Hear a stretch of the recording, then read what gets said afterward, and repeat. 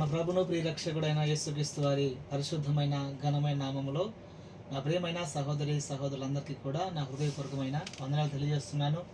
దేవుని మహోన్నతమైన కృప చేత 2026 సంవత్సరపు నూతన గీతాన్ని రాసుకోవడానికి, పాడటానికి, అలాగే రికార్డింగ్ చేయడానికి దేవుడు ఉన్నతమైన కృపను చూపించారు.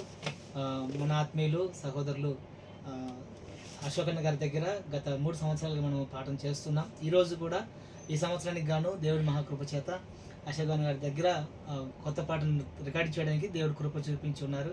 మన మధ్యలో ఆత్మీయులు ప్రవీణ్ జార్జన్న గారు కూడా ఉన్నారు, అశోకన్న గారు, నేను అందరూ కూడా స్టూడియోలో ఈరోజు జయకరంగా నూతన సంవత్సరపు గీతాన్ని సంపూర్తి చేసుకోవడానికి ప్రభు కృప చూపించి ఉన్నారు. ఈ నూతన గీతము ద్వారా అనేకులను దేవుడు తన సన్నిధికి నడిపించున్నట్లుగా, మహిమగల రాజ్యానికి దేవుడు సిద్ధపరచబడినట్లుగా, ఈ నూతన గీతము ద్వారా దేవుని పరిశుద్ధమైన నామము మహిమ కలుగునట్లుగా విజయవంతంగా దేవుడు జరిగించారు. అందుని బట్టి దేవునికి మహిమ కలుగును గాక. మీ అందరికీ కూడా నా ప్రత్యేకమైన వందనాలు తెలియజేస్తున్నాను.